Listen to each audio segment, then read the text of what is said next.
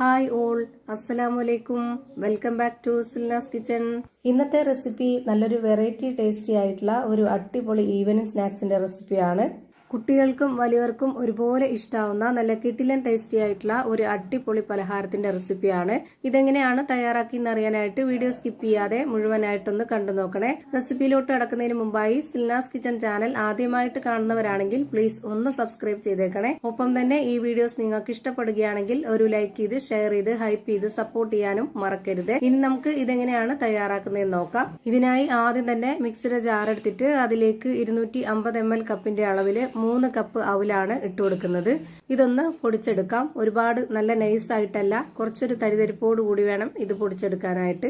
ഇപ്പൊ ഞാനിതൊരു സ്പൂൺ കൊണ്ട് കോരി കാണിച്ചു തരാം. ഇതുപോലെ നല്ല തരി ആയിട്ടാണ് ഞാനിപ്പോ ഇത് പൊടിച്ചെടുത്തിട്ടുള്ളത്. ഇതാണ് ഇതിന്റെ കറക്റ്റ് ആയിട്ടുള്ള പരുവം.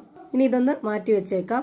ഇനി അടുത്തതായിട്ട് സ്റ്റവിലേക്ക് ഒരു പാൻ വെച്ച് കൊടുത്തതിന് ശേഷം ഫ്ലെയിം ഓൺ ആക്കി കൊടുത്തിട്ട് 2 സ്പൂൺ അളവിൽ നെയ്യ് ഒഴിച്ചു കൊടുക്കാം. നെയ്യില്ലാന്നുണ്ടെങ്കിൽ ബട്ടറിൽ വേണമെങ്കിലും ചെയ്തെടുക്കാം. നെയ്യിലാണ് കൂടുതൽ ടേസ്റ്റ്.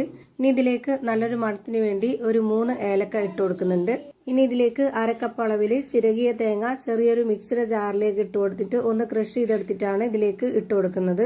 പിന്നെ വേണ്ടത് മധുരത്തിന് ആവശ്യമായിട്ടുള്ള പഞ്ചസാരയോ അല്ലെങ്കിൽ ശർക്കരയോ ആണ്. ഞാനിവിടെ പൊടിച്ചെടുത്ത ശർക്കരയാണ് ചേർത്ത് കൊടുക്കുന്നത്. 250 ml കപ്പിന്റെ അളവിൽ 1/4 കപ്പ് ഇട്ട് കൊടുക്കുന്നുണ്ട്. മധുരം ഓരോരുത്തർക്കും വേണ്ടതിനനുസരിച്ച് കൂട്ടിയും കുറച്ചൊക്കെ ചേർത്ത് കൊടുക്കാം. ഇനി ഇതിലേക്ക് പാൽപ്പൊടിയാണ് ഇട്ട് കൊടുക്കുന്നത്. മെഷർമെന്റ് കപ്പിന്റെ 1/4 കപ്പ് അളവില് ഒരു പകുതിയോളം ഇട്ട് കൊടുത്തിട്ടുണ്ട്. ഇനി ഇതിലേക്ക് പൊടിച്ചു വെച്ചിരുന്ന ആ ഒരു അവല് ഇട്ട് കൊടുക്കാം. മുഴുവനായിട്ട് ഇട്ട് കൊടുക്കുന്നുണ്ട്. ഇനി നമുക്ക് ഫ്ലെയിം കൂട്ടി വെച്ചതിന് ശേഷം ഇത് നല്ല പോലെ ഒന്ന് ഇളക്കി യോജിപ്പിച്ചു കൊടുക്കാം. അപ്പോൾ ഈ ഒരു ശർക്കര ഉരുകി വരുന്തോറും ഈ ഒരു അവലുമായിട്ട് നന്നായിട്ട് മിക്സ് ചെയ്ത് കിട്ടും. ഒപ്പം ഈ ഒരു തേങ്ങയും അവലും ശർക്കരയൊക്കെ നല്ലപോലെ ഈ ഒരു നെയ്യിലൊന്ന് ചൂടായിട്ട് കിട്ടുമ്പോൾ ഒരു പ്രത്യേക ടേസ്റ്റ് ആണ്. ഇപ്പൊ ശർക്കരയൊക്കെ അലിഞ്ഞ് ഈ ഒരു അവലൊക്കെ ഇതുപോലെ നന്നായിട്ടൊന്ന് വെന്ത് വരുന്ന ടൈം വരേക്കും ഇതുപോലെ ഇളക്കി യോജിപ്പിച്ചു കൊടുക്കാം. 1-2 മിനിറ്റ് മതി, അതിൽ കൂടുതൽ വേണ്ട. ഇനി അടുത്തതായിട്ട് ഒരു പാത്രത്തിലേക്ക് 250 ml കപ്പിന്റെ അളവിൽ 2 കപ്പ് മൈദയാണ് ഇട്ട് കൊടുക്കുന്നത്. ഗോതമ്പ് മാവിൽ ചെയ്തെടുത്താൽ മതി എന്നുള്ളവർക്ക് അങ്ങനെയും ചെയ്തെടുക്കാം. ഇനി ഈ മാവൊന്ന് നല്ല സോഫ്റ്റ് ആയിട്ട് കിട്ടാൻ വേണ്ടി ഇതിലേക്ക് ഒരു നുള്ളു സോഡാപ്പൊടി ഇട്ട് കൊടുക്കുന്നുണ്ട്. ഇനി ഇതിലേക്ക് ആവശ്യത്തിനുള്ള ഉപ്പിട്ട് കൊടുക്കാം. ഇനി ഇതൊന്ന് കലക്കി എടുക്കണം. അതിനുവേണ്ടി ഇതിലേക്ക് 250 ml കപ്പിന്റെ അളവിൽ 2 കപ്പ് വെള്ളം ഒഴിച്ചു കൊടുത്തിട്ട് ഇതുപോലെ ഒരു വിസ്ക് വെച്ചിട്ട് നന്നായിട്ട് ഇളക്കി കൊടുക്കുന്നുണ്ട്. ഇതുപോലെ ഒരു വിസ്ക് വെച്ചിട്ടാണെന്നുണ്ടെങ്കിൽ ഒട്ടും തന്നെ കട്ടകളൊന്നും ഇല്ലാതെ നല്ല നൈസായിട്ട് റെഡിയായി കിട്ടും. അതുപോലെ ഇതിലേക്ക് ഒഴിച്ചു കൊടുത്തിട്ടുള്ള ആ ഒരു വെള്ളം കറക്റ്റ് ആണ്. ഇനി ഇതിലേക്ക് വേറെ വെള്ളമൊന്നും വേണ്ട. ഈ മാവ് ഒരുപാട് ലൂസ് ആവാതെ കുറച്ച് കട്ടിയായിട്ടിരിക്കണം. ഇപ്പൊ കട്ടകളൊന്നും ഇല്ലാതെ നല്ല രീതിയിൽ മിക്സ് ചെയ്തെടുത്തിട്ടുണ്ട്. ഇനി നമുക്ക് ഇതിന്റെ കറക്റ്റ് ആയിട്ടുള്ള പരുവം എങ്ങനെയാന്ന് നോക്കാം. ഇപ്പൊ ഞാനിതാ ഒരു സ്പൂൺ കൊണ്ട് കോരി കാണിച്ചു തരാം. ഇത് കാണുമ്പോൾ തന്നെ നിങ്ങൾക്ക് ഇതിന്റെ കറക്റ്റ് ആയിട്ടുള്ള പരുവം മനസ്സിലാവും. ഇതാണ് ഇതിന്റെ പരുവം. ഇനി നമ്മൾ നേരത്തെ റെഡിയാക്കി വെച്ചിട്ടുള്ള ആ ഒരു മിക്സ് ഇതുപോലെ ബോൾസ് ആക്കി എടുക്കണം. ഓരോരുത്തർക്കും ഇഷ്ടമുള്ള വലിപ്പത്തിൽ റെഡിയാക്കി എടുക്കാവുന്നതാണ്. ഞാനിവിടെ ഇതുപോലെ ചെറിയ വലിപ്പത്തിലുള്ള ബോൾസ് ആക്കിയിട്ടാണ് റെഡിയാക്കി എടുക്കുന്നത്.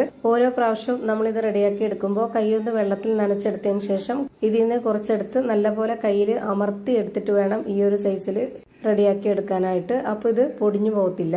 ഇപ്പതാ ഞാൻ ഒരെണ്ണം കൂടെ ഇതുപോലെ എടുത്ത് കാണിക്കുന്നുണ്ട്. ഞാനിപ്പോ ഇതുപോലെ വളരെ ചെറിയ ബോൾസ് ആക്കിയിട്ടാണ് എല്ലാം എടുക്കുന്നത്. അങ്ങനെയാകുമ്പോൾ കാണാനും നല്ലൊരു ഭംഗിയായിരിക്കും. ഇപ്പൊ ഇതുപോലെ ഈ ഒരു വലിപ്പത്തിൽ എല്ലാം തയ്യാറാക്കി ഒരു പാത്രത്തിലേക്ക് മാറ്റിയിട്ടുണ്ട്. ഇനി ഇതിൽ നിന്നും ഒരു ബോൾസ് എടുത്ത് ഇതുപോലൊരു സ്പൂണിൽ വെച്ചിട്ട് നമ്മൾ ഈ ഒരു മാവിലേക്ക് ഇട്ട് കൊടുക്കുക. എന്നിട്ട് ഇതിൽ നിന്ന് കോരി നമ്മൾ നേരെ എണ്ണയിലേക്ക് ഇട്ട് കൊടുത്ത് ഫ്രൈ ചെയ്തെടുക്കുകയാണ് ചെയ്യുന്നത്. ഇതേപോലെ തന്നെ എല്ലാം ഈ ഒരു മാവിലേക്ക് ഇട്ടിട്ട് നേരെ എണ്ണയിലേക്ക് ഇട്ട് കൊടുത്ത് ഫ്രൈ ചെയ്തെടുക്കാവുന്നതാണ്. അതിനായി സ്റ്റവിലേക്ക് ഒരു കടായി വെച്ച് കൊടുത്ത് ഫ്ലെയിം ഓൺ ആക്കി കൊടുത്തിട്ടുണ്ട്. അതിലേക്ക് കുറച്ച് ഓയിൽ ഒഴിച്ചു കൊടുത്തതിന് ശേഷം ഓയിലൊന്ന് നന്നായിട്ട് ചൂടായിട്ട് വരുമ്പോൾ ഇതുപോലെ ഓരോന്നായിട്ട് ഇട്ട് കൊടുത്ത് ഫ്രൈ ചെയ്തെടുക്കാം. ഭയങ്കര സിമ്പിളാണ്. പെട്ടെന്ന് തയ്യാറാക്കി എടുക്കാം. എണ്ണ നല്ലപോലെ ചൂടായതിനു ശേഷം ഒന്ന് മീഡിയം ഫ്ലെയിമിൽ ഇട്ട് കൊടുത്തിട്ട് വേണം ഇതുപോലെ ഇട്ട് കൊടുക്കാനായിട്ട്. ആദ്യം ഇട്ട് കൊടുത്തത് ഓരോ ഭാഗമായിട്ട് വെന്ത് കിട്ടിയിട്ടുണ്ട്. അതൊന്ന് തിരിച്ചിട്ട് കൊടുക്കാം. അങ്ങനെ ഓരോന്ന് വേവുന്നതിനനുസരിച്ച് തിരിച്ചു മറിച്ചൊക്കെ ഇട്ട് കൊടുത്തിട്ട് ഇത് നല്ലപോലെ വേവിച്ചെടുക്കണം. നല്ല സിമ്പിളാണ്. അതുപോലെ തന്നെ കഴിക്കാനും നല്ല ടേസ്റ്റിയാണ്. ഇത് നല്ല സോഫ്റ്റ് ആയിട്ടുള്ള ഒരു അടിപൊളി മാവുമാണ്. ഇപ്പൊ ഇതെല്ലാം തിരിച്ചു മറിച്ചൊക്കെ ഇട്ട് കൊടുത്തിട്ട് ഈ ഒരു പരുവത്തിൽ വേവിച്ചെടുത്തിട്ടുണ്ട്. ഇനി നമുക്കിത് എണ്ണയിൽ നിന്ന് കോരി മാറ്റാം. ഒട്ടും എണ്ണ കുടിക്കാത്ത നല്ല കിടിലൻ ടേസ്റ്റി ആയിട്ടുള്ള ഒരു അടിപൊളി പലഹാരമാണ്. എന്തായാലും ഒരു തവണയെങ്കിലും ഒന്ന് ട്രൈ ചെയ്ത് നോക്കണം, എല്ലാവർക്കും ഇഷ്ടാവും. ഇതേപോലെ തന്നെ എല്ലാം ഫ്രൈ ചെയ്ത് ഒരു പാത്രത്തിലേക്ക് മാറ്റിയിട്ടുണ്ട്. ഇതിന്റെ അകം എങ്ങനെയാണ് ഇരിക്കുന്നതെന്ന് അറിയാനായിട്ട് ഞാനിതൊന്ന് കട്ട് ചെയ്ത് കാണിച്ചു തരുന്നുണ്ട്. അപ്പോൾ ഇത്രയേ ഉള്ളൂ ഇന്നത്തെ വീഡിയോ ഇഷ്ടമായാൽ ലൈക്ക് ചെയ്യാനും കമന്റ് ചെയ്യാനും ഷെയർ ചെയ്യാനും മറക്കരുത്. അതുപോലെ തന്നെ ഞാനിടുന്ന പുതിയ വീഡിയോസ് നോട്ടിഫിക്കേഷനായിട്ട് കിട്ടുന്നതിന് വേണ്ടി സബ്സ്ക്രൈബ് ചെയ്ത് ബെല്ലൈക്കൺ അമർത്തി അതിൽ ഓൾ എന്ന ഓപ്ഷൻ എനേബിൾ ചെയ്ത് കൊടുക്കാനും മറക്കരുത്. പുതിയൊരു വീഡിയോയുമായി വീണ്ടും വരും. Thank you for watching.